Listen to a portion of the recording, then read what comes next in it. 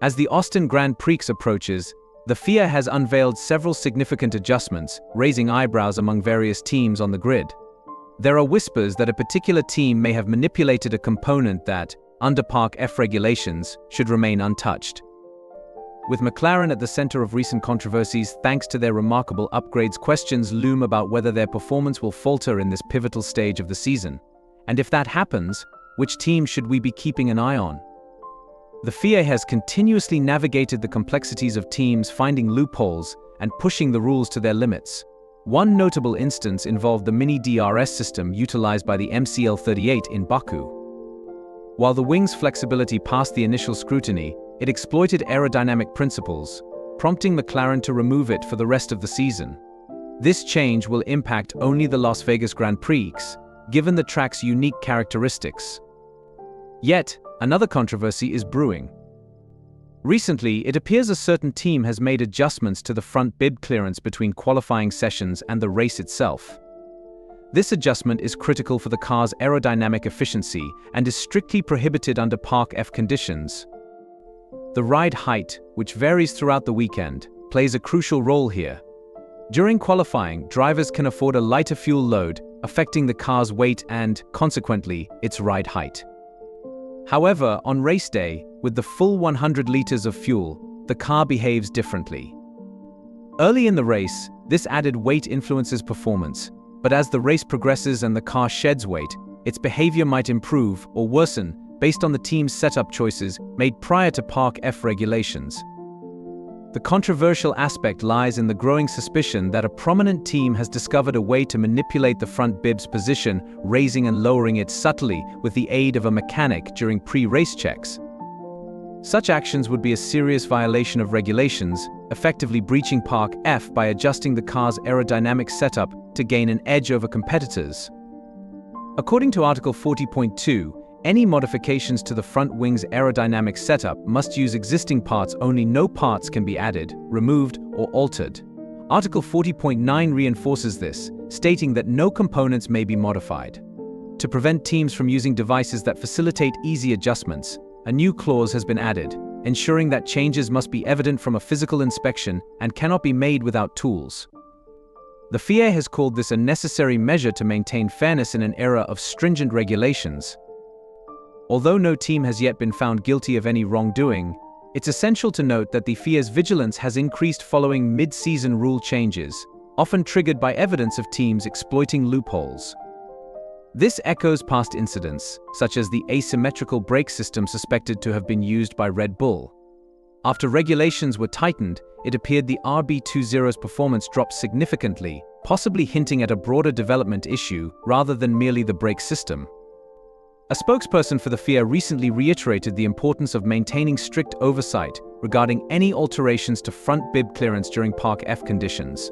While they have not confirmed any team employing illegal methods, they continue to monitor the situation closely.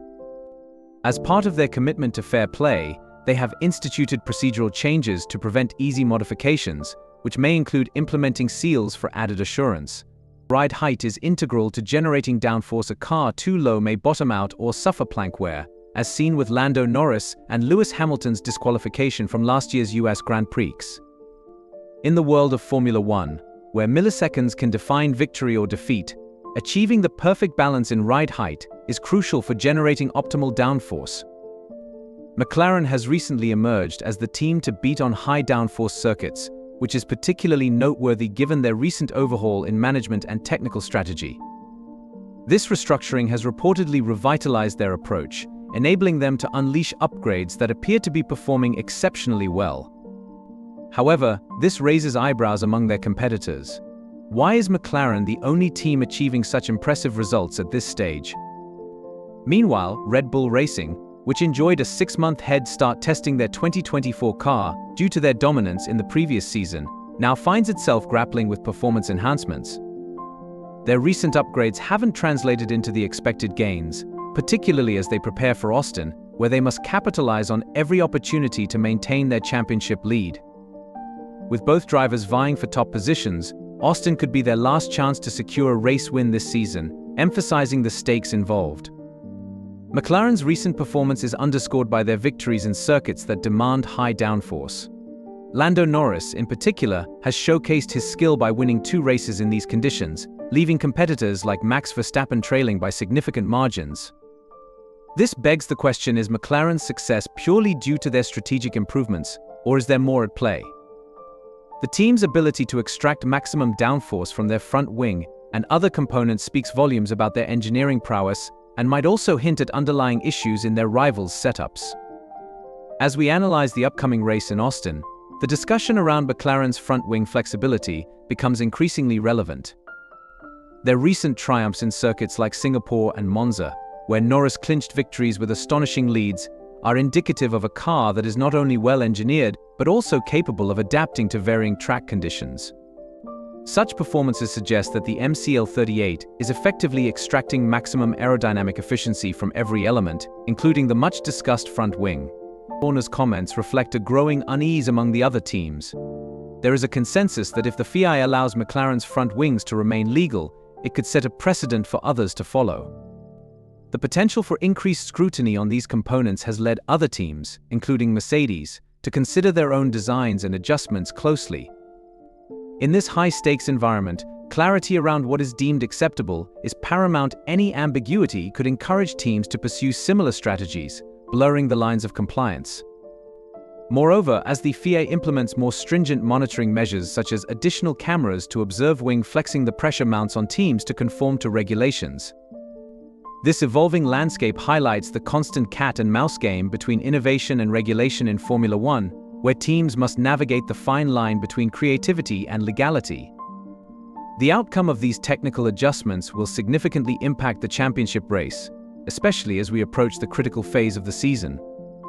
As we gear up for an exhilarating weekend at the Austin Grand Prix, the potential for dramatic shifts in performance dynamics looms large.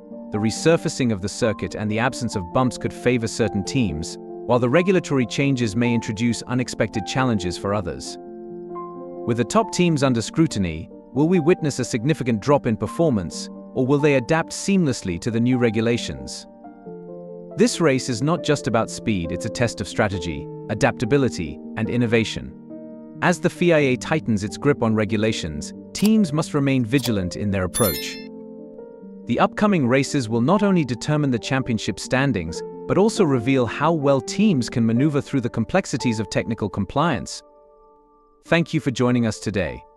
If you're eager to stay updated on the latest developments, including Mick Schumacher's potential return to Formula One and his aspirations for a seat in the league, don't forget to click on the video now appearing on your screen. Your support helps us bring you the most exciting insights from the world of motorsport. Stay tuned, and let's see what unfolds on the track.